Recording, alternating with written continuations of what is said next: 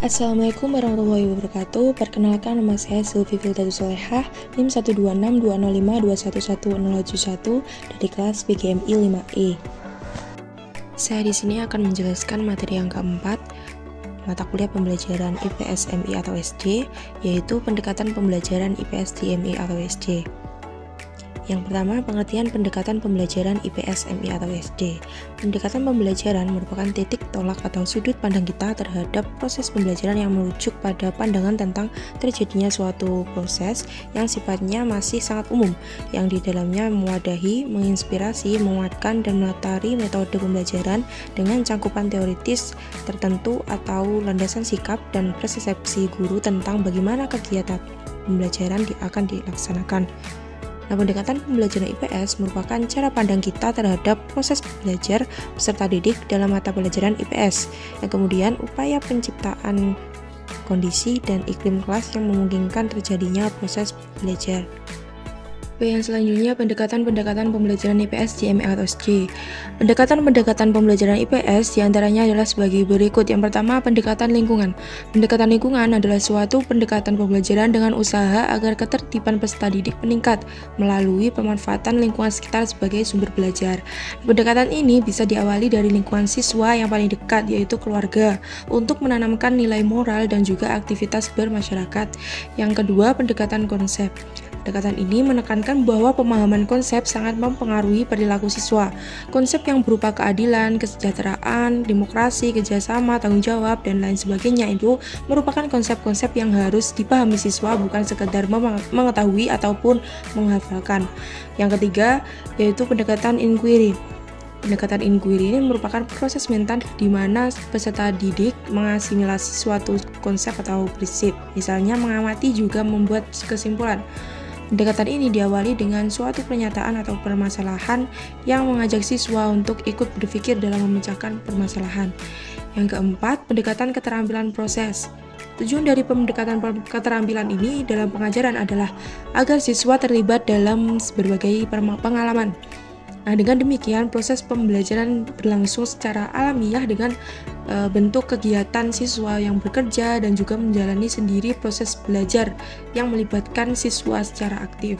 Sumber-sumber yang menumbuhkan keterampilan proses dalam pembelajaran IPS antara lain yaitu peta, globe, gambar atau foto, grafik, diagram, dan lain sebagainya. Yang kelima, pendekatan pemecahan masalah. Melalui pembelajaran IPS, siswa diharapkan dapat mengembangkan keterampilan dalam memecahkan masalah dan juga mengambil keputusan. Maka diperlukan pembiasaan atau pelatihan kepada siswa melalui masalah yang nyata. Misalnya mengenalkan pada siswa tentang masalah lingkungan hidup yang tidak bersih, ataupun masalah narkoba atau kenakalan remaja, kemiskinan, dan lain sebagainya, yang kemudian siswa ini mengungkapkan bagaimana respon terhadap permasalahan yang ada di masyarakat. Yang keenam, pendekatan induktif dan juga deduktif. Pendekatan deduktif dan induktif ini termasuk dalam jenis pendekatan tradisional. Pendekatan tradisional yang merupakan pendekatan yang mana guru cenderung lebih aktif dibandingkan siswa dan metodenya itu cenderung monoton. Yang ketujuh, pendekatan nilai. Pendekatan ini dikembangkan untuk menumbuhkan sikap dan toleransi siswa dalam berperilaku di masyarakat, menumbuhkan kepekaan dan juga rasa tanggung jawab sosial dengan didasari oleh pengetahuan dan juga keterampilan sosial. Yang kedelapan, pendekatan komunikatif. Pendekatan komunikatif adalah suatu pendekatan yang bertujuan untuk meningkatkan keterampilan siswa dalam berkomunikasi, pengembangan kemampuan komunikatif siswa. Penerapan pendekatan komunikatif sepenuhnya dilakukan oleh siswa atau student center, sedangkan guru hanya sebagai fasilitator. Yang kesembilan, pendekatan kesejarahan. Pendekatan ini mengungkapkan peristiwa masa lalu yang bisa dijadikan contoh baik maupun tidak baik bagi siswa sehingga bisa mengambil makna dan hikmahnya dari peristiwa masa lalu tersebut. Siswa belajar dari nilai sejarah perjuangan bangsa Indonesia dan meraih kemerdekaan ataupun peristiwa-peristiwa lain di masa lalu yang dikembangkan untuk menjadi contoh pengalaman dan pedoman bagi masa yang mendatang. Yang ke-10 yaitu pendekatan tematik. Pendekatan ini dikembangkan untuk memberikan wawasan kepada siswa yang komprehensif terhadap tema yang ditampilkan. Misalnya tema lingkungan hidup, hasil pembangunan, demokratisasi, dan sebagainya. Itu bisa dikembangkan pada pemahaman siswa yang lebih komprehensif. Yang ketujuh, pendekatan CTL, Contextual Teacher and Learning, yaitu model dari pendekatan ini membantu guru untuk mengkaitkan mata pelajaran dengan kehidupan yang nyata dan memotivasi peserta didik dan juga mengaitkan antara pengetahuan yang dipelajari dengan penerapan dalam kehidupan mereka. Yang ke-12 yaitu pendekatan berbasis proyek. Pendekatan ini adalah di mana peserta didik dalam proses belajar memecahkan suatu permasalahan menggunakan prosedur yang membutuhkan kemandirian dan suasana kerja tim yang solid. Yang ke-13 yaitu pendekatan quantum teaching. Pendekatan quantum teaching ini dilakukan ketika di mana siswa atau peserta didik ditempatkan pada subjek pembelajaran dalam suasana pengelolaan kelas yang atraktif dan juga komunikasi sehingga proses belajar menjadi lebih menantang, menyenangkan dan juga memotivasi.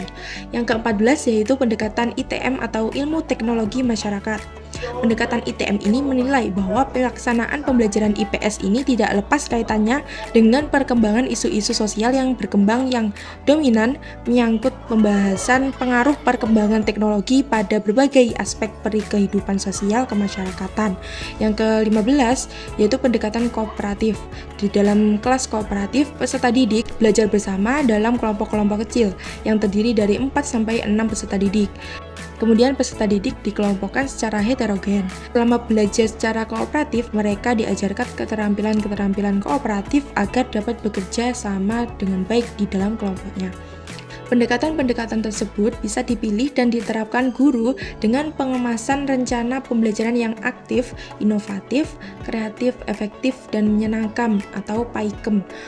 Hal ini sesuai dengan UU SPN nomor 20 tahun 2003 yang mengisyaratkan bahwa pembelajaran harus dilaksanakan secara interaktif, inspiratif, menyenangkan, menantang, memotivasi peserta didik untuk berpartisipasi aktif, serta memberi ruang yang cukup bagi prakasa, kreativitas, dan kemandirian sesuai dengan bakat, minat, dan perkembangan fisik serta psikologis peserta didik. Baik, itu tadi materi yang dapat saya sampaikan. Ada kurang lebihnya saya mohon maaf. Wassalamualaikum warahmatullahi wabarakatuh.